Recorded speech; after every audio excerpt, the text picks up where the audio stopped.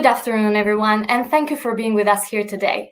I'm Visiola Pula, Senior Analyst at Callen International, and I have the pleasure to welcome all of you to today's first session of the Cybersecurity Salons regional series organized by Forum Global and dedicated to the Asia-Pacific region. We will have the opportunity today to discuss different cybersecurity approaches and practices in the region, as well as opportunities for collaboration. Cyber threats are becoming more and more a global phenomena. However, the way to tackle these cyber threats still remains national. To the audience on the other side, please do interact with us, do send us your questions, and together with the team of Forum Global, we will do our best to put them forward through the discussion. And of course, if we experience any technical issues, please do bear with us. We're going to kickstart the session today with a keynote speaker from the International Telecommunication Union, and then we're going to follow up with a panel discussion for 1 hour or so, dedicated to supporting the digital transformation in the Asia-Pacific region. And without any hesitation, I would like to invite our keynote speaker for today, Atsuko Okuda, Regional Director, International Telecommunication Union, Regional Office for Asia and the Pacific. Atsuko, the floor is yours. Thank you, Visiola. Thank you for inviting ITU to this very important event for Asia and the Pacific. I'm delighted to be here with you. As my slides highlighted, I'm from the ITU Regional Office for Asia and the Pacific, and I'm based in Bangkok. Next slide, please. And let me start this keynote speech presentation with the COVID and what kind of impact it has on the network first and people perhaps later.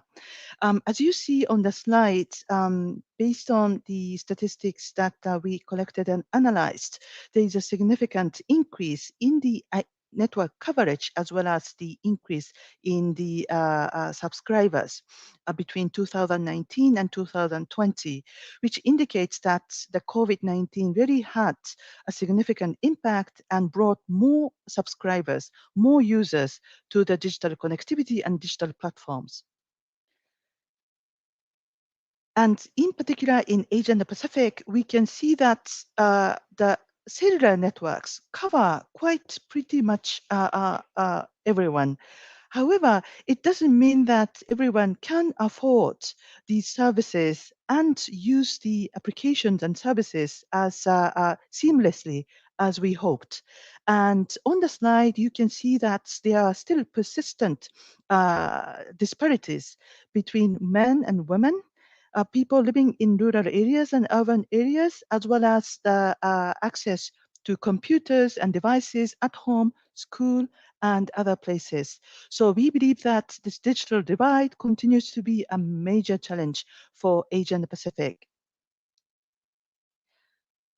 And in order to address the COVID-related negative consequences, ITU has been working with various partners such as GSMA, World Bank, and came up with different programs, as you see on the screen, Connect to Recover, to establish a reliable and trustworthy data services based on the digital connectivity, which is more expanded, as well as secure and affordable. So next slide, please. The key word for us is that we tackle the COVID-19 negative consequences in a comprehensive manner, not just to one part of the whole digital ecosystem. In order for us to take on, ITU has the, as you know, 4 global priorities to connect the unconnected. And in Asia and the Pacific, we established, we translated or disaggregated the 4 global priorities into 5 regional initiatives, and one of them is the security, which is increasingly more important. And these 5 regional initiatives are translated then into activities under 10 thematic priorities. As I said, we believe that these 10 thematic priorities can cover the most important pillars of digital transformation for Asia and the Pacific, starting with network infrastructure, digital applications, capacity development, cybersecurity, emergency telecommunications, and digital inclusion, among others. So I hope that I can show how interlinked services are important and becoming very complex, however, supported by the cybersecurity measures. So just very quickly to give a heads up, ITU has a program called Global Cybersecurity Index to measure the readiness of different countries globally. And in Asia and the Pacific, 11 countries are ranked as countries with high commitments. And later I will explain more the methodologies and what we believe are the key pillars for cybersecurity readiness and how we can perhaps work together to increase and enhance such capabilities of cybersecurity. Next slide, please. So just to give additional information, why cybersecurity has become one of the top priorities among governments as well as companies and in people's minds. Asia and the Pacific naturally has the majority of the global population and as well as people using the internet. And there are 80% of the people who are connected with the mobile devices, and an increasing number of people are coming on board due to various COVID-19 initiatives to connect unconnected schools and to use e-commerce, e-agriculture. So this process of digital transformation has been accelerated, which means that there are more people joining to the digital platform as we speak. And naturally, without a proper cybersecurity measures, that would increase the cybersecurity threats. So in order to tackle such increasing volume of transactions as well as the need for enhanced cybersecurity measures, ITU has developed five-pronged approach to cybersecurity, including the incident response capabilities. As you see on the slide, we have CERT-related activities, assessment, design, and implementation, as well as cyber drills. In Asia and the Pacific, we organized a Pacific cyber drill in December last year. And this year too, we are planning to conduct global as well as country-specific cyber drills. And second, cybersecurity related engagement and awareness is something that will be emphasized moving forward, as there will be different groups of people joining in more numbers, such as people with disabilities and migrants, people in rural areas. And we hope that our measures, we can work and build more partnerships to reach to these vulnerable groups so that they will be protected. And three, cybersecurity capacity development. I will talk a little bit more about it, and national cybersecurity posture through cybersecurity strategy, policy, and planning and transfer for knowledge, tools, and direct assistance. And finally, ITU has a specific program on for online safety or child online protection, because we believe that the more connected the schools become, the more children will be using these tools, and their awareness and protection measures would be critical. And that applies not only to the children themselves, but for schools, industry, as well as government. So just to highlight some of the initiatives that we are implementing, the Global Cybersecurity Index, as I mentioned, used to raise awareness on cybersecurity and to help countries in Asia and the Pacific to prepare to identify gaps and to build the capacity. And the index has 5 pillars of laws, technical pillars, organizational capacity development, and partnership and coordination. And the index measures the readiness and the commitment of the country along the 5 pillars. And we hope that you will be able to join the launching that I will talk about later in my slide.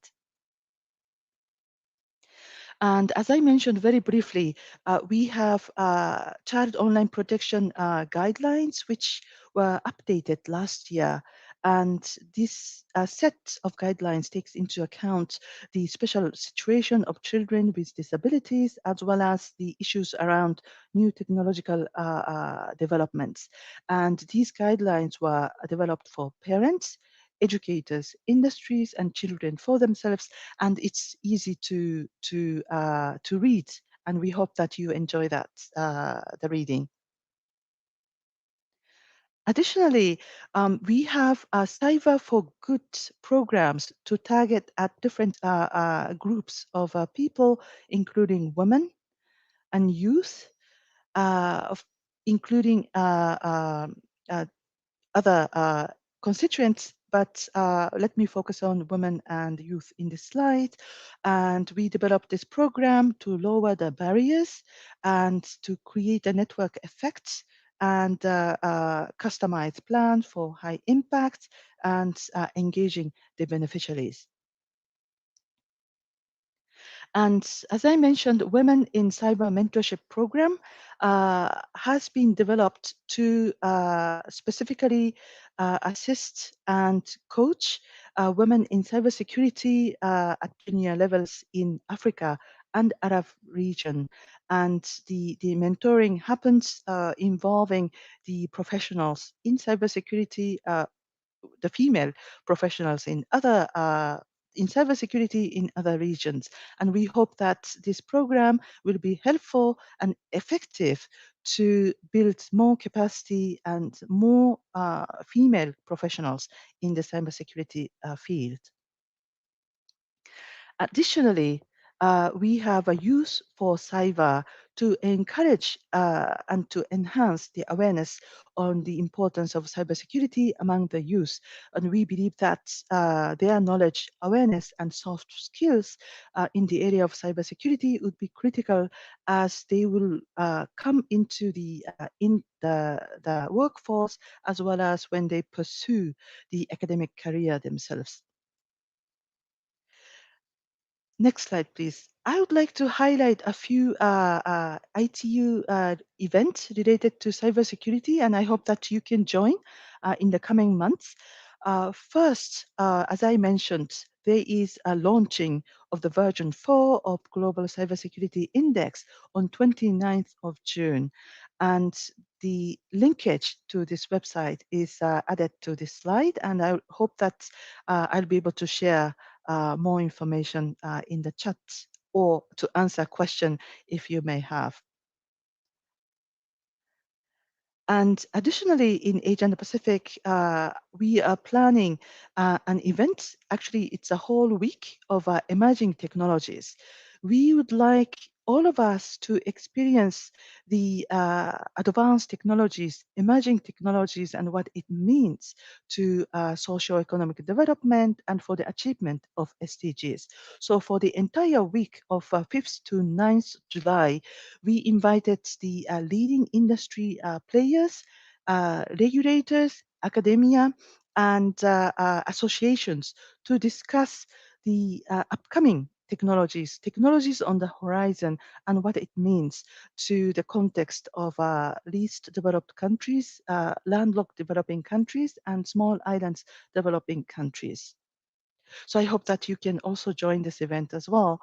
And later in the year, ITU has a series of regional development forum to bring all the constituents and stakeholders to discuss the technology in a comprehensive manner. As I started my presentation from this comprehensive whole of government, whole of society approach, we believe that it's very important to look at the digital transformation from a policy, infrastructure, capacity development, and digital inclusion, and all the other aspects, so that no one is truly left behind, and all the pieces will be synced and accelerate the digital transformation for Asia and the Pacific.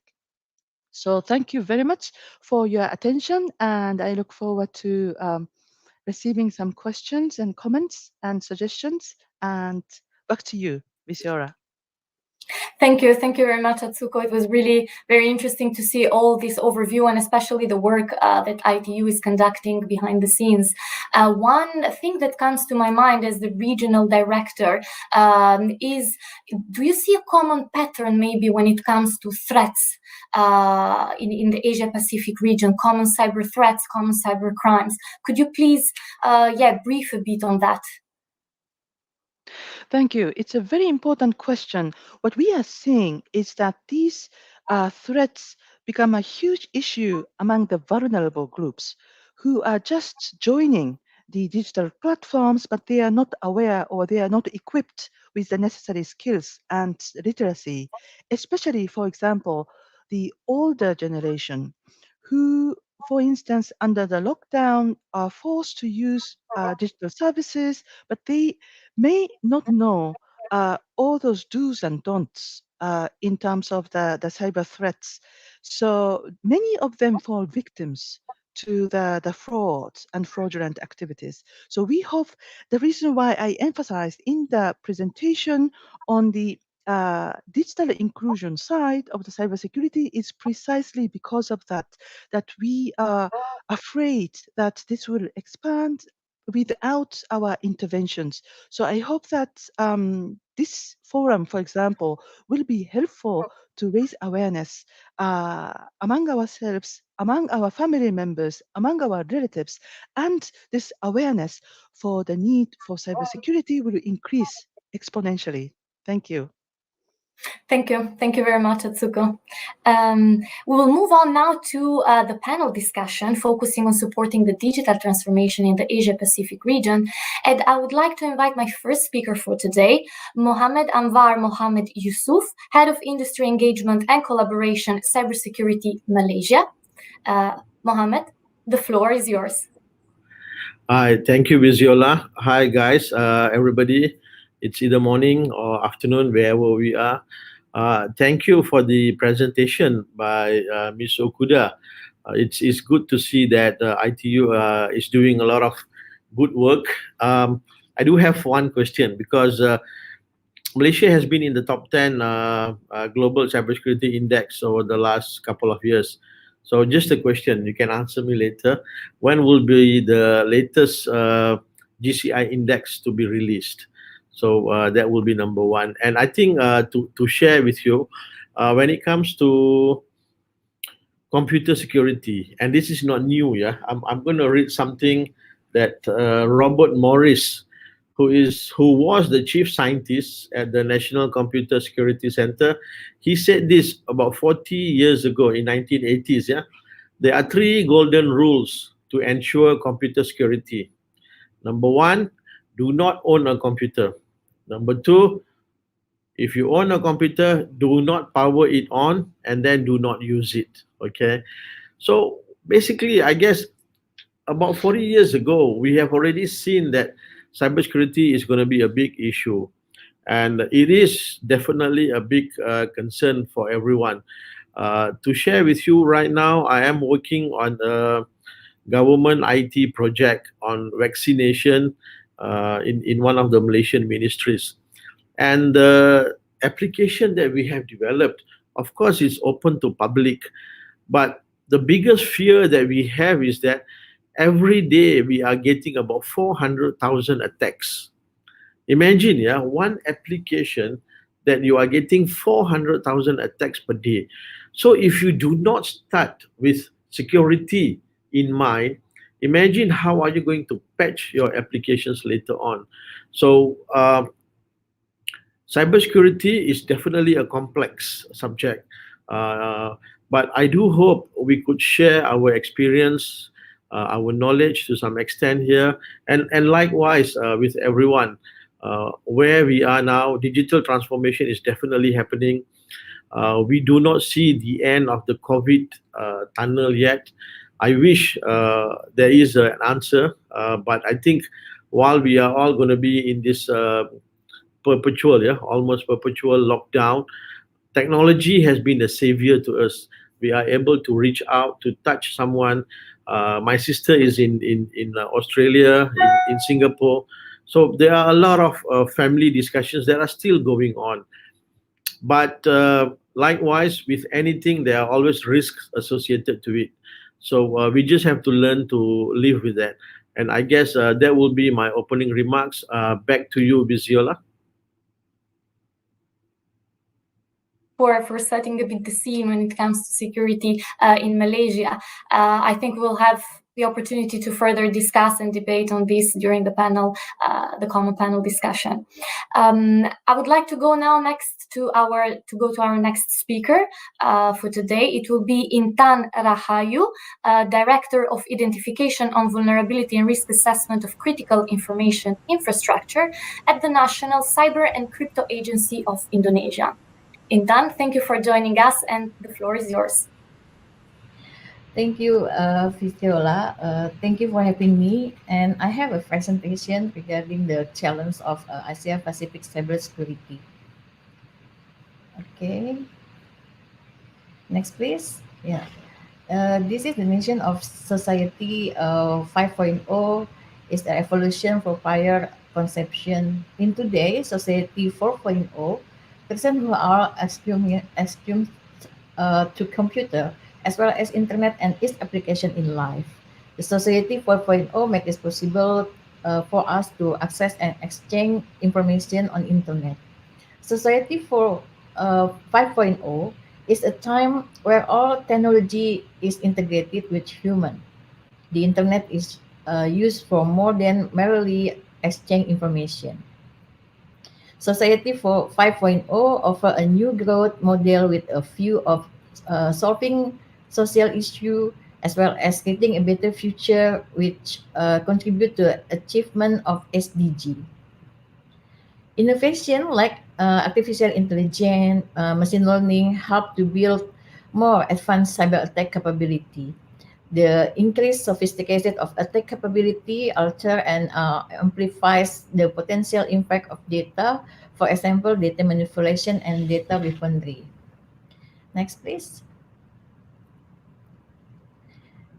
Okay, according to the study by Fortune Business Insight, the global cybersecurity market size stood at 131.3 billion US dollar in 2018, is projected to reach 289.8 billion US dollar in 2026, exhibiting a CAGR of 10.6% during the forecast period.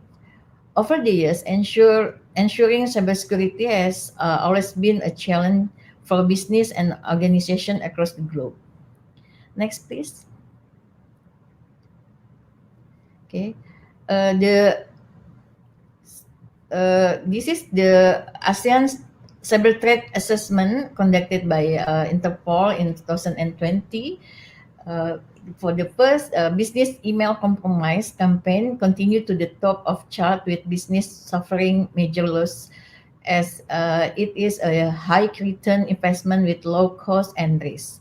And then the second is phishing. Cybercriminals are exploiting the widespread use of global communication on information related to the COVID-19 to deceive unsuspecting victim. And then the third is ransomware. Cybercrime targeting hospitals, medical center, and public institutions for ransomware attack has increased rapidly as cybercriminals believe they have a higher chance of success given the medical crisis in many countries. And then e-commerce data interception was an emerging and imminent threat to online shoppers, undermining trust in online payment system. And then crimeware as a service put cyber criminal tools and service in the hands of widest range of threat actors, even non-technical ones, to extend anyone can become a cyber criminal with minimal investment.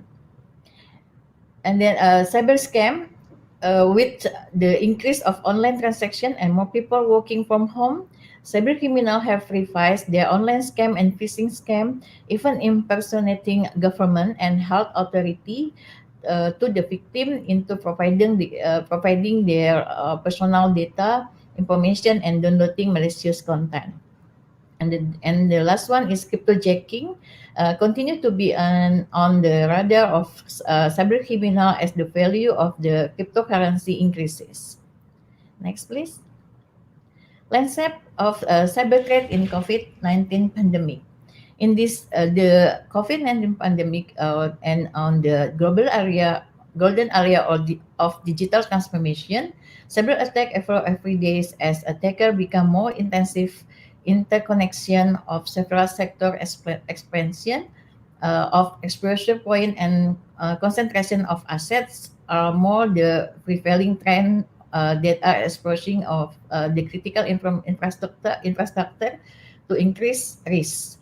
However, it's become difficult to accurately define cybersecurity solution and identify good cybersecurity. Cybersecurity refers to a broad range of technology, process, and practice designed to protect computer network, device, program from cyber attack, unauthorized access, and data damage.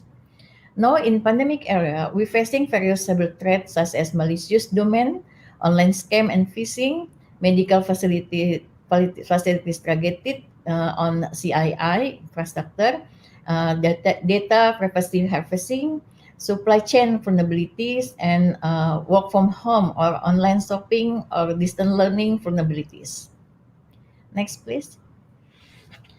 Asia Pacific Economic Forum have a cybersecurity strategy, which focus area are legal development, information sharing, and cooperation initiative, security and technical guide, public awareness, training and education, and wireless security. And in 2019, APAC framework for securing digital economy was released. They have 4 principles. One, awareness is the first step toward better digital security. The second, responsibility. Digital security is shared responsibility. The third, cooperation is essential to effectively manage digital security risks.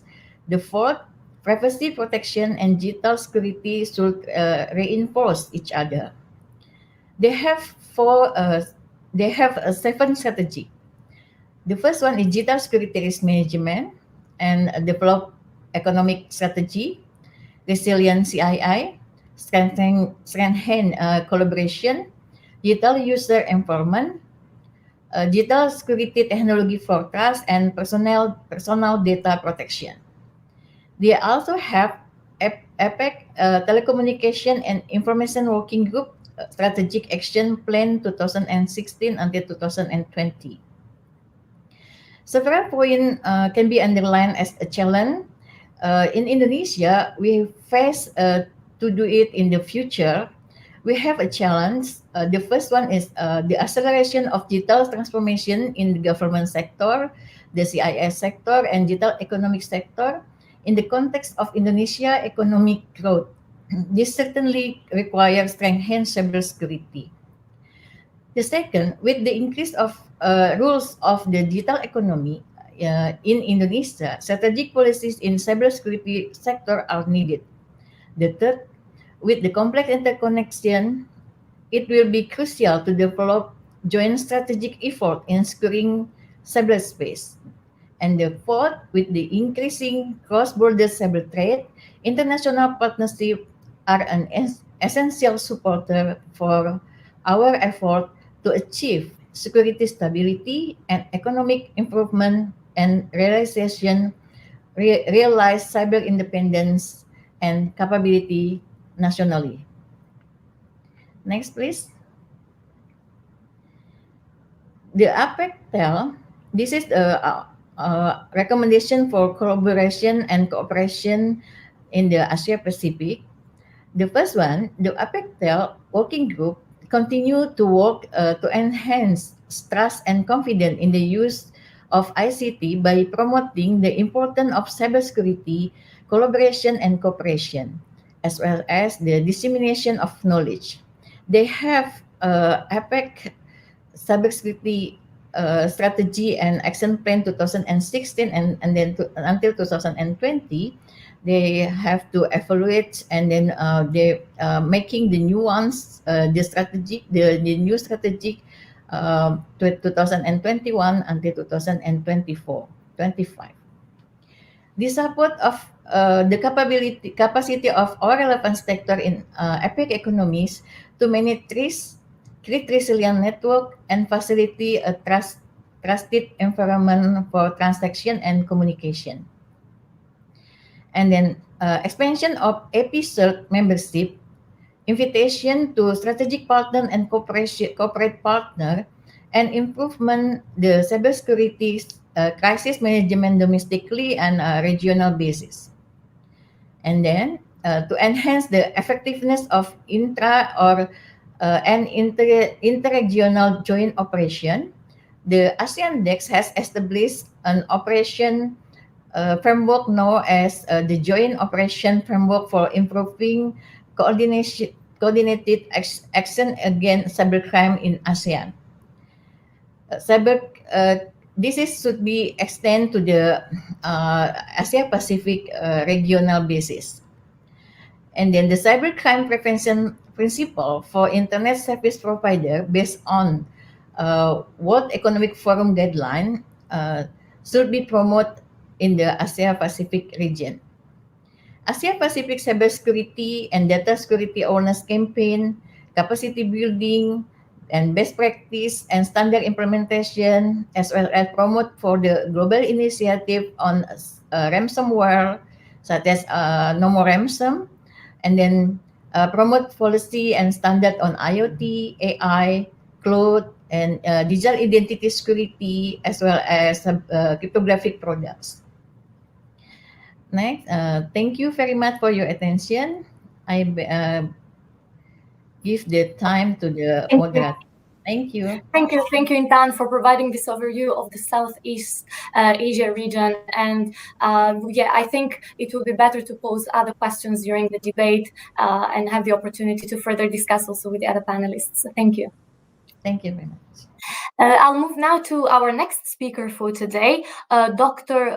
Pong Pisit, Thailand Information Security Association Committee, Isaka Bangkok Chapter Committee, Head of Department of Data Communication and Networking, King Mongkut's University of Technology, North Bangkok. Dr. Pong Pisit, the floor is yours. Good afternoon.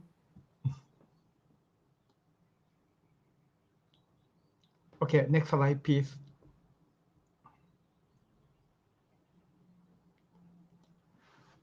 According to the study of Frost and Sullivan with Microsoft in 2017, total economic loss in Thailand was around 8.9 billion US dollar, or about 2.2% percentage of Thailand GDP.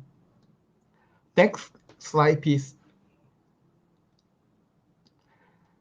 And also, cybersecurity spending of GDP in Thailand will be increases every year.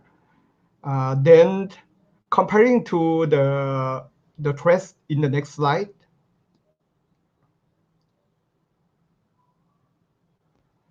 As we see here that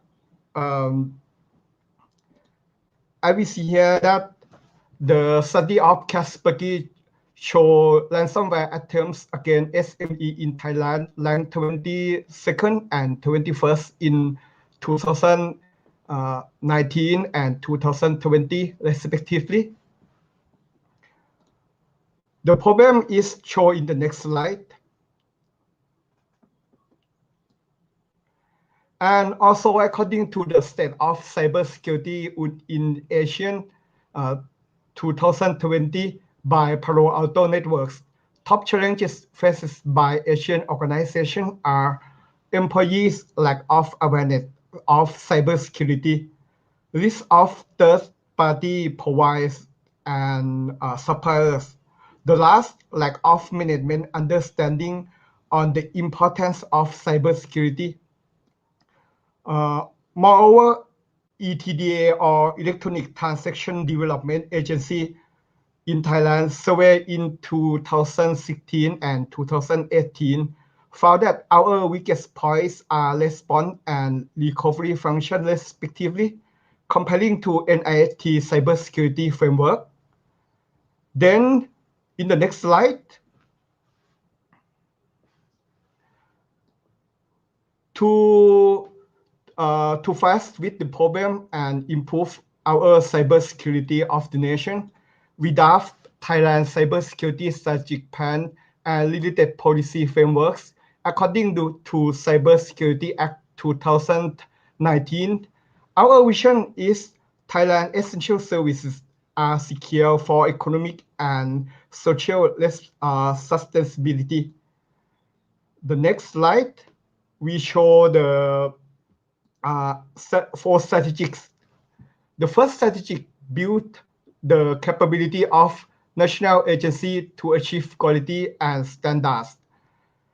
The second strategic establish government services and critical information infrastructures to ensure cybersecurity and cyber resilience. The third strategic integrate cooperation to prepare for cybersecurity countermeasures and cyber resilience. The last strategic build the country cybersecurity capability, including people, process, and technology. Under 4 strategies, we have 11 focus areas. For the first strategy, we increase capability to handle and respond to cyber incidents. Second, promote and support threat intelligence sharing. The third, promote and support cybersecurity of essential service organizations. For the second strategic, we have the focus area. For the first focus area, establish CAI security baseline measures. The second, establish a regulatory structure and legal framework for the CAI. The third, protect the government system, including data and network. For the third strategy, we have 2 focus areas. For the first one, promote and support cooperation between the public and private sectors. The second, coordinate international cooperation and deal with cyber threats. For the last strategy, we have 3 focus areas. For the first one, increase cybersecurity workforce capabilities. Second, raise cybersecurity awareness and skill for Thai citizens and businesses. For the last one, promote and develop research and innovation in cybersecurity sector. Here is the overview of Thailand cybersecurity situation for now.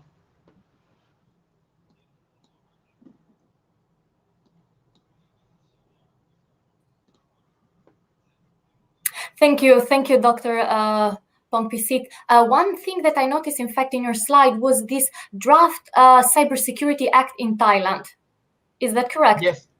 Yeah, I would be interesting to know if there is maybe any common principle, for example, promoted in this draft act, like, for example, security by design as a principle of future connected devices, or also other devices that will be, that they are vulnerable to cyber threats. Yes, in fact, we include many aspects in our cybersecurity plan. For example, we include cybersecurity by design, cybersecurity by default also, and we resolve some challenge as how to awareness the Thai citizen and how to emphasize the cybersecurity for management level, something like that also. Thank you very much. We'll move to our last speaker for today, Wu Rong, Huawei 3GPP SA3 Prime from Huawei Technologies. Wu, welcome, and the floor is yours. Okay, thank you.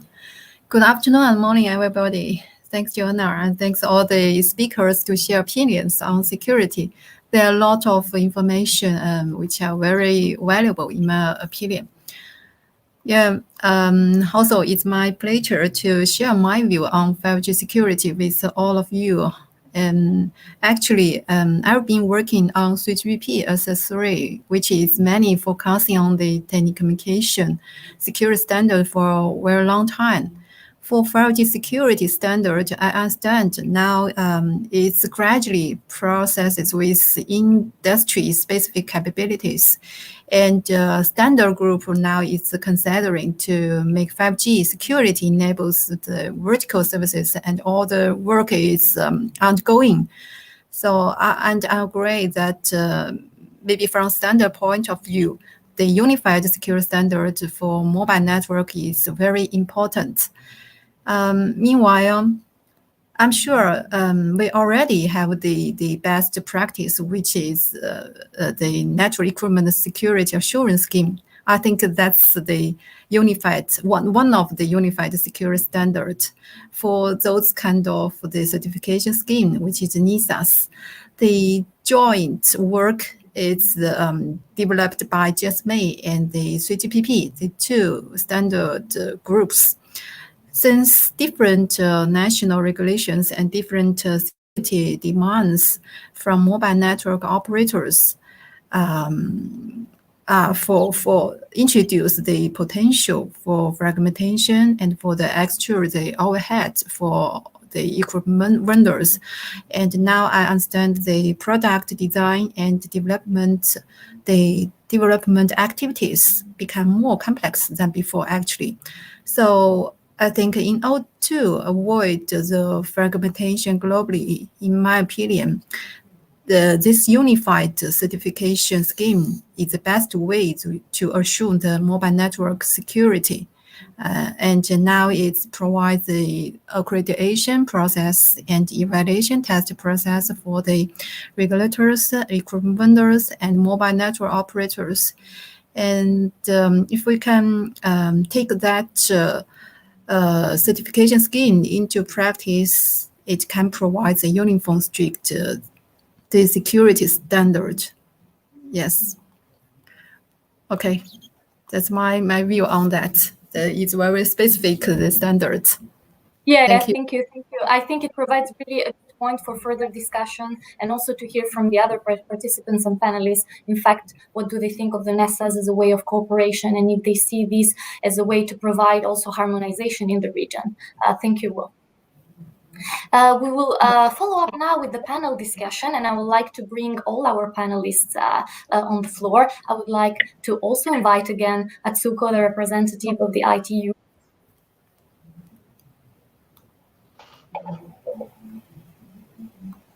Well, thank you everyone, first of all, for all your interesting remarks. I think they all provided a very good overview of the cybersecurity experience in their own countries.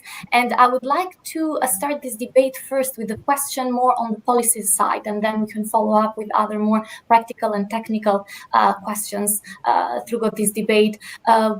What I would be, for example, interested to know is what is the current state of cooperation between, the governments in the region.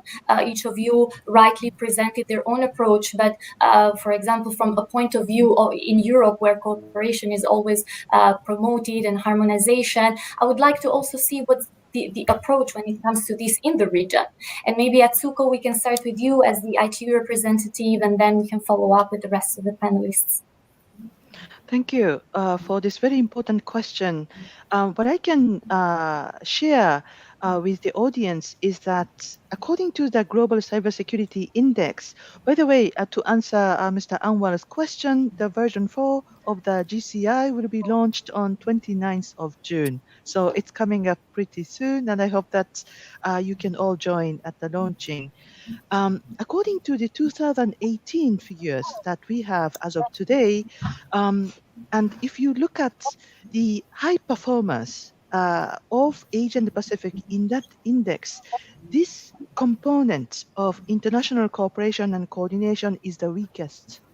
So what I can say, as you said, Visiora, is that perhaps this is the area where more international and regional cooperations could really increase the ranking and standing of Asian member countries in the GCI, as well as to really help enhance the regional approach to cyber threats. So I just wanted to share with you that this is one of the lower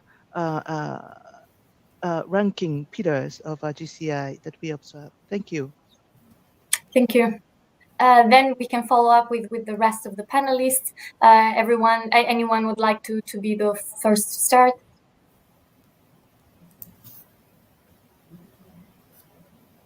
Mohammed, yeah. You are muted. Okay, I'm muted. Sorry. Okay. I would like to share a little bit. My minister, Dato' Saifuddin, in his speech on January 20th, we are committed to assist ASEAN nations and the region in terms of security and data flow. So this was presented during the ASEAN Digital Governance Framework. So I think the initiative, as what Ms. Okuda has mentioned just now, there is some slight lack in the governments coming together. But I believe at the ASEAN level, the framework is being developed, and it should be a matter of time that the leaders come together and share in terms of collaboration, because we see this. Among the hackers, okay, we know there is a lot of sharing of all this information in the deep web, in the dark nets. But why the good guys, why are all the good people not sharing the technology and knowledge? So eventually, yes, it will happen, but I think in the time being, the framework is being set up for that. Thank you. Thank you. Thank you. Dr. Pongkisit, maybe you would like to follow up as the representative of Thailand on this. Okay. The cooperation takes place in many forums, negotiations at the policy level, but it's coming to be the Asian Search with Singapore as the core of the action that is being sought group member comments. Moreover, the common policy protocols has been agreed, leading to human tools and technology development, including budget preparation. However, the problem is it's difficult to cooperate together. It's just only in the paper. Now we have to take the action to become the realization. Thank you. Thank you. Intan? Thank you, Visiola. I think the cooperation in the bilateral level or the regional level or multilateral level is very important. For example, in the multilateral level, Indonesia already have cooperation with the IPU, and IPU conduct some capacity building in Indonesia, for example, to create the cybersecurity strategy in Indonesia. And then in regional level, we have ASEAN cooperation in cybersecurity, and then ASEAN-Japan cooperation in cybersecurity, and then as well as for the Asia-Pacific CERT. And in the bilateral level, the cooperation in between for the cyber expertise in the CII or for the economic digital sector implementation for the cybersecurity or digital security. Thank you. Thank you. Wu, as representative a bit from the industry, how would you like to comment on this? Yes, I also, the industry has close relationship to the cooperation aspect. From security perspective, there are more than the parties attended in the security groups. Not only the telecom the operators as well as the industry vendors have also been interested in the standard. That's different from the 4G area. So I think for industry, the different security the groups are also considering the different features, especially for the security. They are consider how to securely enabling all the industry services. So I think now the industry security is more popular than before. Thank you. Well, another follow-up question, again, remaining on the cooperation, would be, for example, what would be your personal advice when it comes to promoting cooperation? For example, in Europe, we have what it's called the European Cybersecurity Agency. In a way, it provides a good forum and a good way of cooperation and of providing also a way of harmonization among European member states. So would you see, for example, the need to have an institution or a common agency when it comes to promoting cybersecurity, promoting cooperation? What would be your advices in this regard? Atsuko, we start again with you, maybe. Yeah, Wu, please. Yes. Europe, yes. So that's why I'm talking about the NISAs. Yeah, the two standard groups developed the scheme, which is NISAs. I think the aim of the NISAs is to let all the operators and the regulators can accept that as a unified scheme. And the EU committee, the ENISA, also is working on that. According to the current progress, I hope it can be adopted finally, so that as the best practice for the unified standard. And it means that the cooperation for these aspects on this scheme has been successful in eventually. Thank you, Vu. I see then for you the cooperation, and I think the harmonization comes from the part of the standards and the technology. Yes. So maybe for the other speakers, if they would like to comment on this, maybe the need for recommendation on a policy level or technology level, please, Mohammed. Okay, I think one of the key factors that we need to understand is that ASEAN nations are still generally consumers. We are consumers when it comes to technology. We are not yet producers. We are not developers. So hence, when we talk about standards, we talk about the baseline. We are not in a position to set that standards. Cybersecurity Malaysia, we have been involved in a lot of standards development. We are involved in digital forensics, in common criteria, ISO 15408.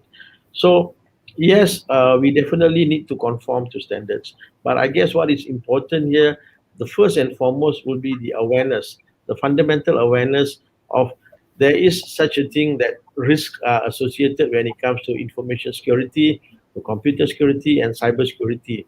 I do agree standards are important. I definitely very much think that when it comes to 5G, NISAs, and all that will have to come into play. But there is more to that as well. We need to look into the collaboration. How do we share our information? How do we share our threat intelligence? Because I guess we are all under under this difficult situation. So we need to be able to work together. But unfortunately, that is where I guess we are lacking now. Maybe Ms. Okuda, ITU, we could start this thing first. Let's have an alliance, a collaboration between the ASEAN nations and ITU where we can share information, because we have common problems out there, whether they are hackers or state actors or other issues that needs to be addressed. Thank you. And Mohammed, can I just follow up quickly? You mentioned really sharing information, sharing threat vulnerabilities, and I know that when it comes to security more generally, and then cybersecurity, of course, there is a bit of jealousy, let's say like that, and there is states usually keep the information for themselves. So what are, according to you, the barriers to sharing this threat intelligence among the Asian countries? You see, I think one thing the pandemic have shown us is that when it comes to human healthcare, okay, we are very quick. We jump, everybody shares information about COVID, coronavirus, and we have all these WHO organizations that look into this aspect. Okay, fine. These are all natural related pandemic. But cybersecurity, yes, to some extent, is human created. All right, is a human created. Cyberspace is a domain that we created. But I think the issues and the challenges are just equally complex. Yes, we how are we going to be doing it? I don't know. I wish I have an answer. Okay, but I guess this is one of the aspects that we are doing now. At least we are sitting down together discussing it. My colleagues from Thailand, from Indonesia, and Ms. Okuda from ITU. This is the bare minimum that we need to do. At least we sit down, we discuss, and how can we move on from here. I guess someone needs to add on from there. Thank you. Yes, absolutely. Thank you. Any volunteer that would like to intervene, or I could jump to Atsuko? Yeah, Intan, please. Yeah, thank you. I think in some country, the standard regarding the standard of the information security management system conducted by voluntary basis. But in Indonesia, we have the regulation to obligation implementation of the ISO 2701 on for the implementation information security and cyber security and for the electronic system provider for government on and for private sectors.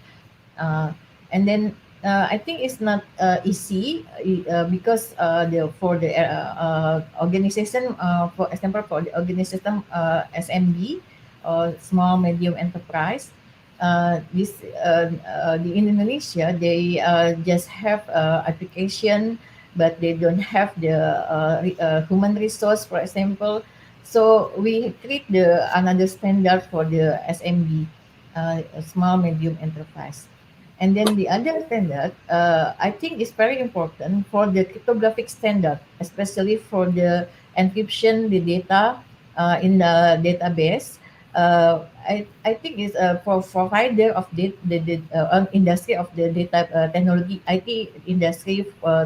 They have to implement the database encryption and it the protocol in effective way because currently we facing the data leakage or data breach, the table of the tables of the database already share in the internet, and then we can read by name, for example, and by number of identity and so on. But we when we implement the encryption with the strong algorithm, whoever stored the data can open the data and read the data directly. Thank you. Thank you. Thank you. Dr. Pongkisit, would you like to comment? Okay. As mentioned at the moment, in our DAF cybersecurity plan, we see that we have cooperation is really important in national level, Asian level, and global level also. The important question is how to make tasks for all parties to share data and how to balance the privacy and cybersecurity together. What is the common protocol that we will use to share the data together? Thank you. Atsuko? Thank you.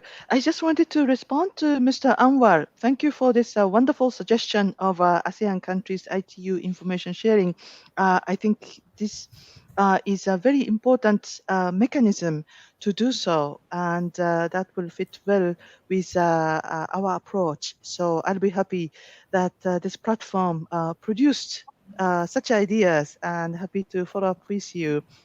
Now, to answer your original question, Visiora, in terms of how we can support the regionalized approach, collective approach to cybersecurity, there are some dilemmas in terms of moving forward to that vision.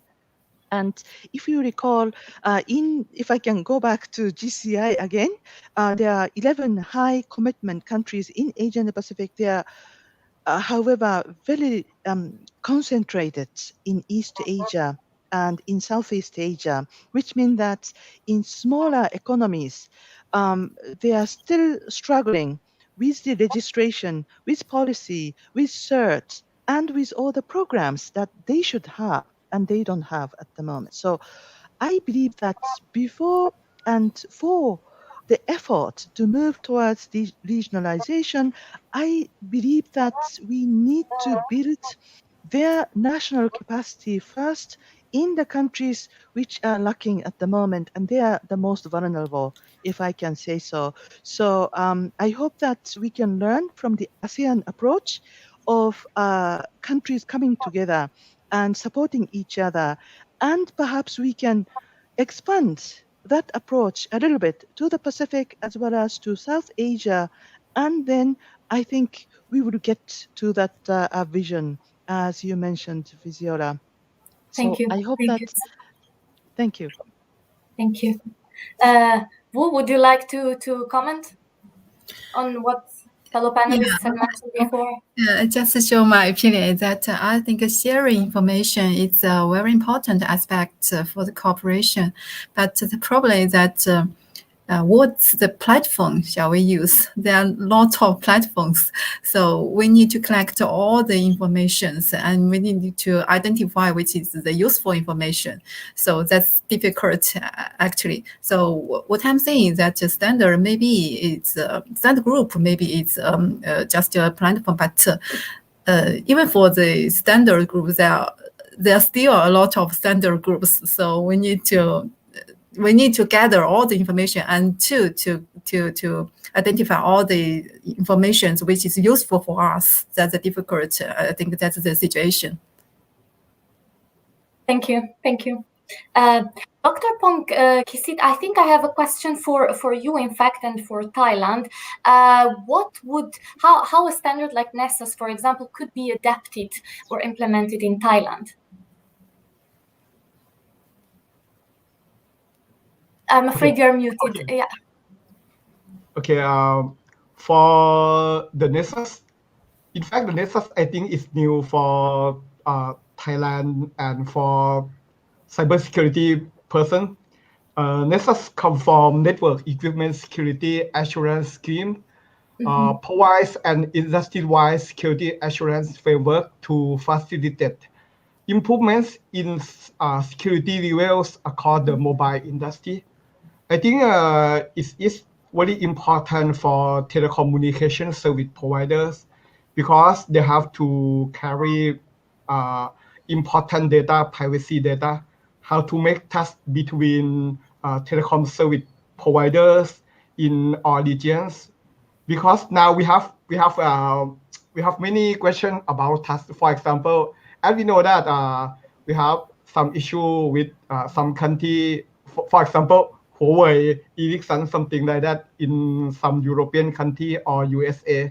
How to make them trust if we use this product in our telecommunication infrastructure, then I think Nexus is really important to make trust for our telecommunication ecosystem. But however, we need some knowledge and some sharing from Nexus. Thank you. Thank you. What I noticed among all of you was a bit mentioning this phenomena of lack of awareness or raising awareness, for example, even among the population when it comes to cybersecurity, as you rightly, Atsuko, mentioned, the most vulnerable groups, and as well, lack of awareness when it comes to cybersecurity. It also goes till the level of the management of companies and also governments. And I think I would like to hear from each of you what would be the best way to promote, for example, this awareness among governments, but as well as other stakeholders. Atsuko, you'd like to take the floor? Yeah. Thank you. The reason why I think this question is important, of course, there are many implications. One is the budget. In many countries, I hear that, well, we know that it is important, but we couldn't obtain the budget. So the question that we are struggling with is, how can we convince the whole government, especially the Ministry of Finance, to agree that this is really the priority and this requires resources so that certs are fully operational immediately?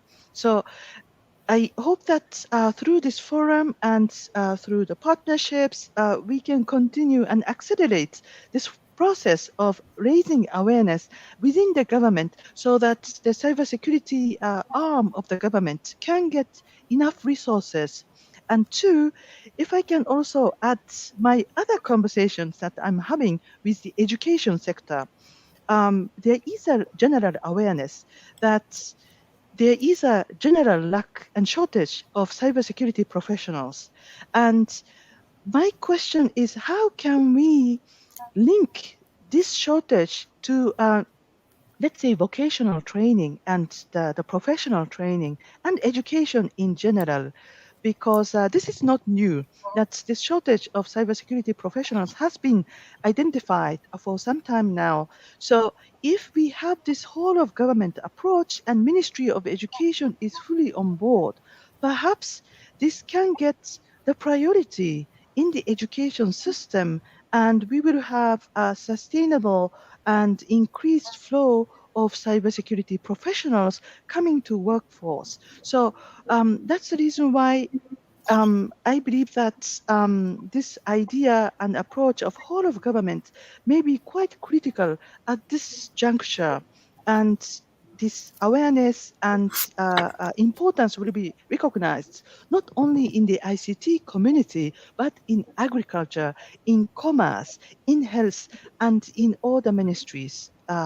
So perhaps we can hear from the other speakers on their national experience. Absolutely. You mentioned something very important, Atsuko. In fact, cybersecurity, it's an issue not only for information technology companies or providers. It affects the hospital. And there was a case in Ireland a few weeks ago where the hospitals in Ireland practically went down completely because of a cyber threat. Yes, Mohammed. Okay. Two very important points from Ms. Okuda. I think first and foremost, asking for budget from Ministry of Finance is like trying to make my head grow hair. Okay, it is going to be impossible. All right.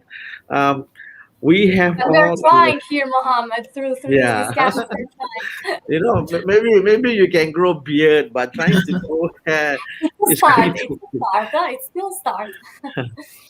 So it's always going to be a challenge if we are going to be asking for money from MOF.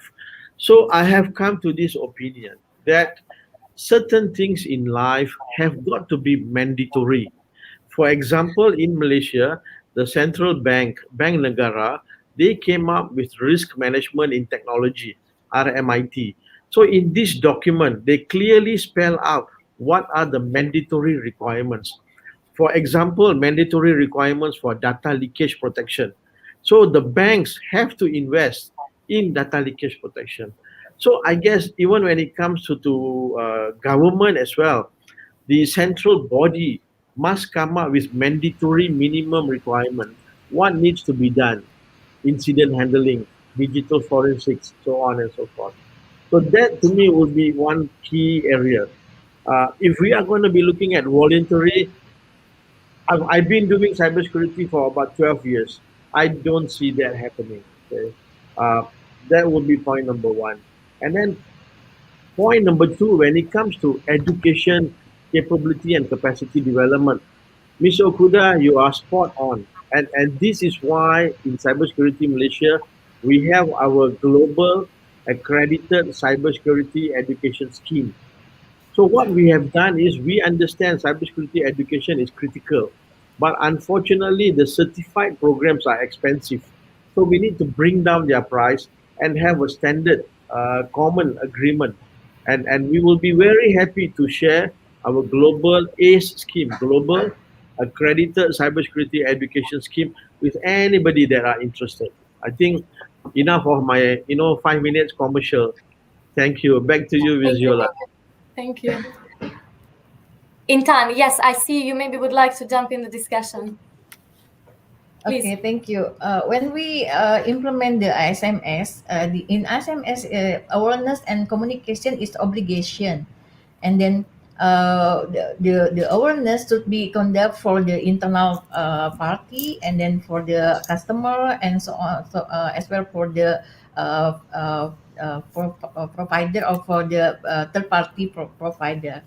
And then we have the good insight, best practice from the GCI ITU, that awareness should be conducted in the range of for the children, and then for the student, and for the high level, high education, and worker, and then for adult.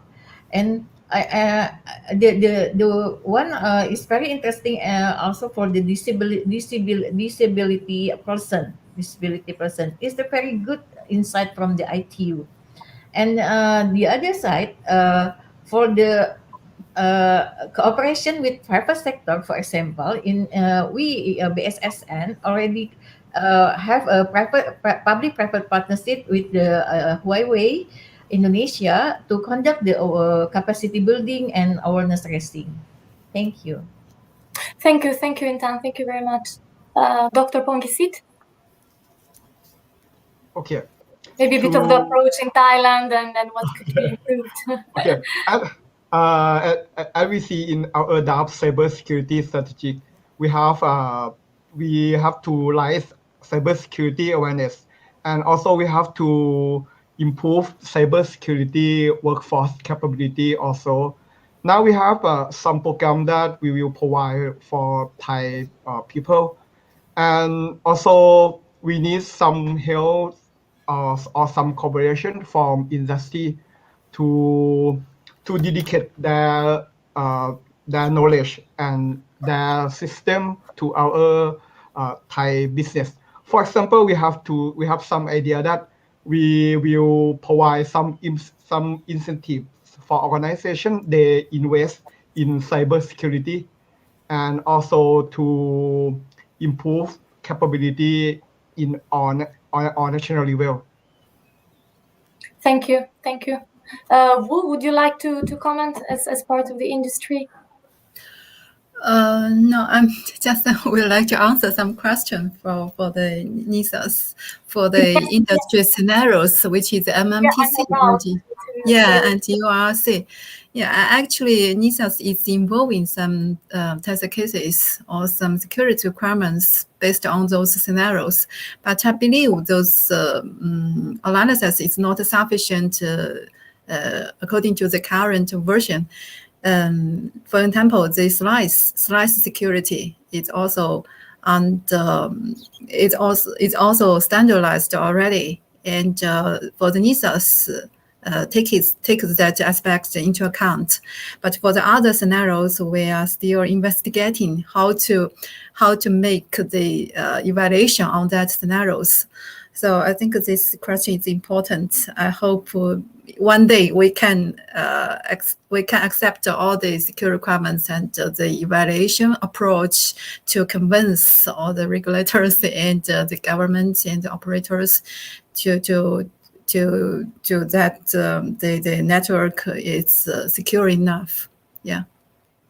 Yeah, just to quickly follow up on the NESAs, I have a question from the audience, in fact, asking what would be the evolution in the future of the NESAs for more complex and challenges in digital areas such as MMTC and ULLC scenario.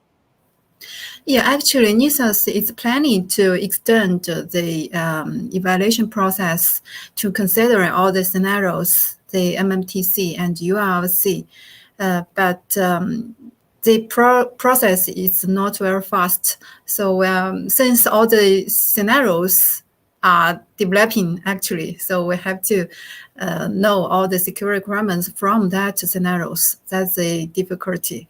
Yeah. Yeah, so it's a work in progress then. Yes. Thank you. Yes. Thank you. Mohammed, I have a question for you as well from the audience. It asks, how about CSM cybersecurity cooperation practice in Malaysia and in the ASEAN region? We cooperate with everybody. Okay. We would love to share our experience, and I think, as I mentioned earlier, the education scheme, the Global ACE education scheme, and of course we do have our annual conference and events. Except, of course, last year we could not do it due to COVID, and hopefully this year, if the situation improves, we could do a small physical event. So what we do is there are a lot of networking activities as well. In terms of cooperation and collaboration, we love to share and to talk about cybersecurity standards. As we are talking about now, the NISA standards or common criteria or ISMS, ISO 27001. So these are the areas that we think that we can contribute back either to the society or to our partners around the region. And again, we are open, I mean, can always drop us an email, can always send us a WhatsApp message. We love to pick it up and respond. There is no limit to it, definitely. Thank you. Thank you. Intan, I also have a question for you. In fact, now we move a bit to the more global scenario, I would say. What global initiatives, according to you, are important to promote also in this panel to deal with cross-border cybercrime or cross-border cyber threats? Okay. I think before the cybercrime occur, we should to prevent the cyber incident, reduce the cyber risk, and implement cyber strategy and regulation, and also for increased capability national CISET in national level.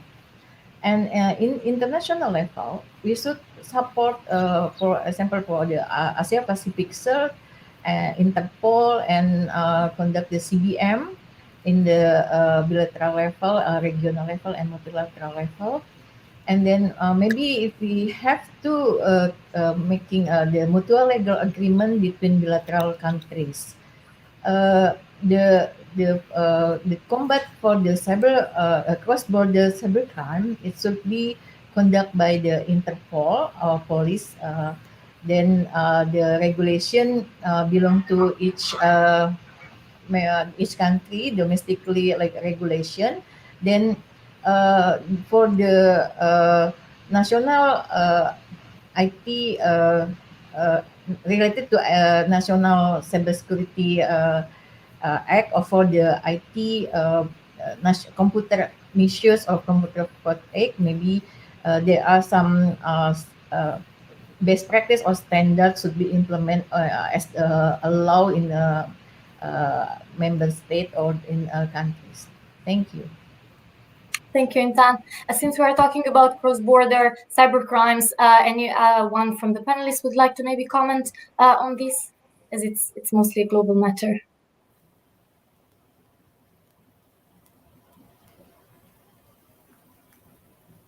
Okay, we go to another question to promote more the discussion among the panelists.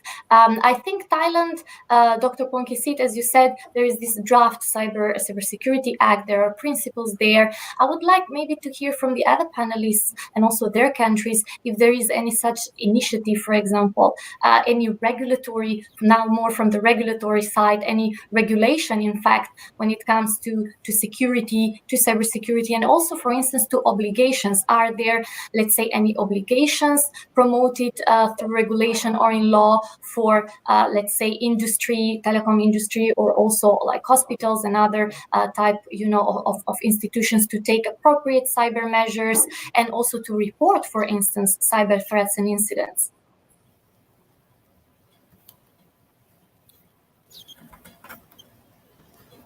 It's me answer first? Yeah. Okay. In Thailand, we have created a security baseline for all industry. But in fact, in each industry, we have the regulatory body that will apply the core security baseline to each industry. For example, we have a Bank of Thailand that is really good in cybersecurity, and we have some industry that they have less financial supporting. Then they will do just only the security baseline, but we have promote we will promote and support them step by step to increase their cybersecurity posture. Thank you. Maybe Mohammed, I'll pick you next. You can give us a bit the overview in Malaysia when it comes to regulating cybersecurity. Sure.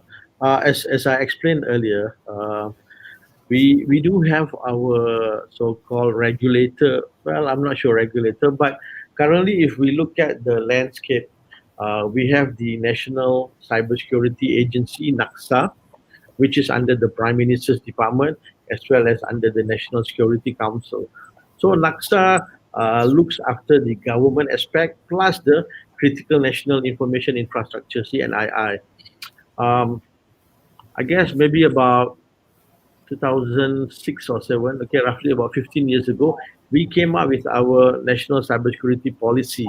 So under the national cybersecurity policy, we clearly defined what are the critical national information infrastructure areas. For example, government, defense, telecommunication, finance. There were 10 sectors, and there were specific trusts to address this.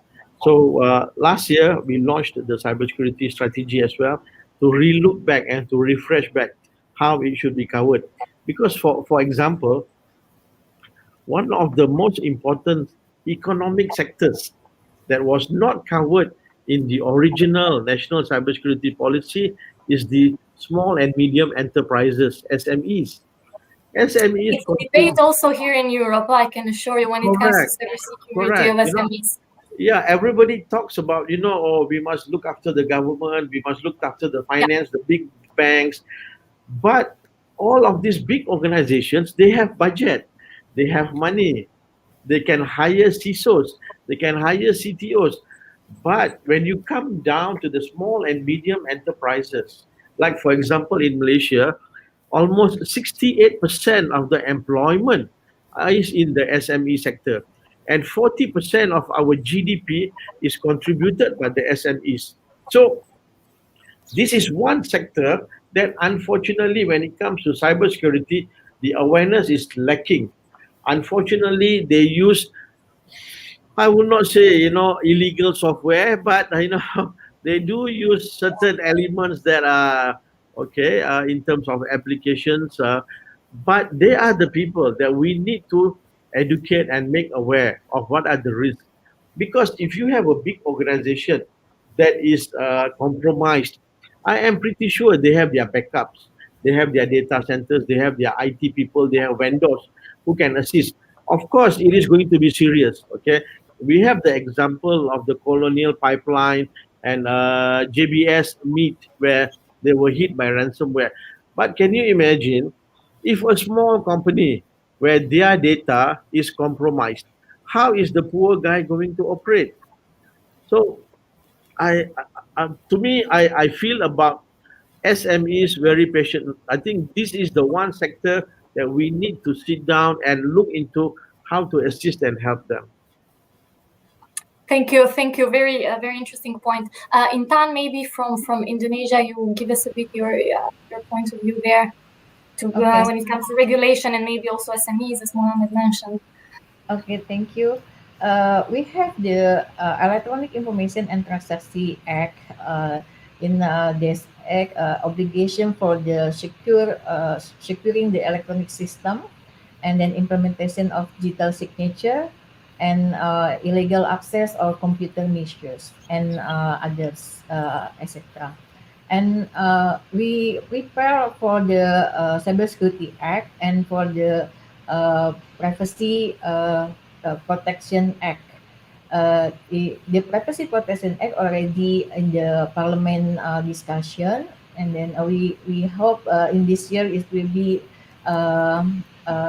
released from the Parliament and from our President.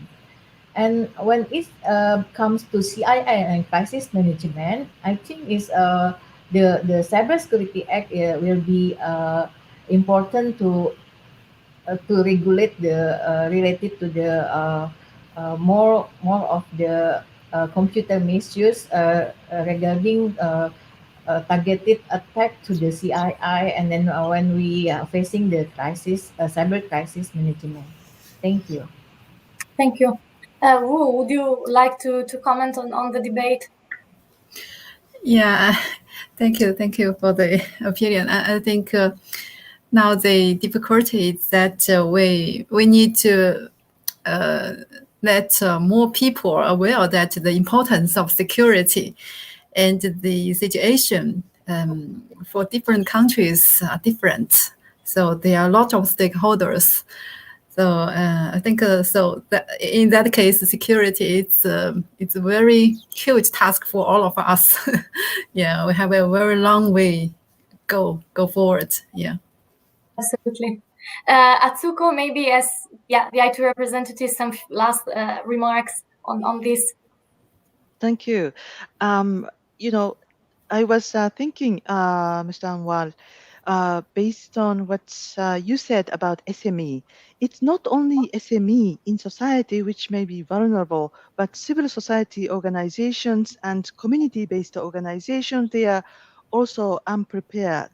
So as I said earlier, I believe that in order to really increase and enhance the awareness, perhaps this whole of a government and whole of a society approach is still important. And I hope that I know that the ASEAN countries are doing very well to raise this awareness within different line ministries and different agencies.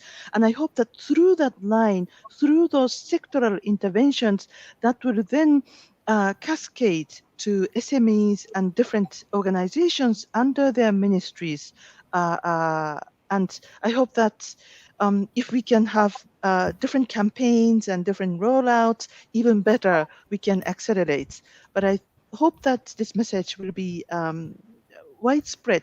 It is already, the awareness is spreading very fast, but I hope that moving forward, we can involve many stakeholders and line ministries and go in a massive awareness campaign. So thank you. Back to you, Visiora. Thank you, Atsuko. Mohammed, I see you want to add anything to what Atsuko said. No, I think Mr. Okuda has captured it very clearly.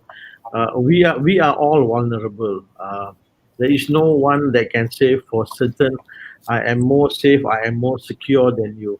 And I guess if there is one lesson that we need to take from this COVID-19 pandemic, it can hit anyone. It can hit you, it can hit anybody. So while we are taking our physical health very seriously, which is good because it is going to affect a lot of our family members as well. Equally important is also to look after our cyber hygiene.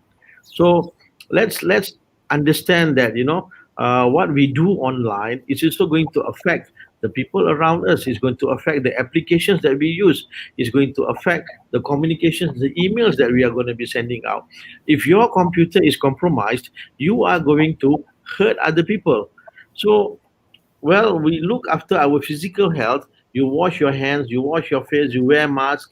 I'm not sure what firewalls you need to put on your computer if you yourself do not practice safe hygiene. Okay, so this is, I think, the first and the most important aspect we need to understand and tell. It is cybersecurity is about people, process, and technology. It is probably 95% people awareness, people issues. So that will probably be my remarks for today. Thank you.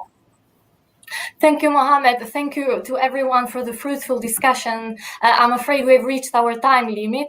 I'm personally very happy to see that there was a lot of involvement, and with we have, I think we and also the audience has a lot of takeaways from this debate, and of course we hope to see it materialize in practice as well with cooperation forums and cooperation platforms, as we also discussed during this debate, raising awareness, as you, Mohammed, mentioned lastly. So I would really like to to thank again all our panelists for being here with us today, and of course the audience that followed us, that interacted and sent questions throughout the debate. Thank you again, and I hope to see you in future events of Forum Global. Stay tuned. Thank you. Bye-bye.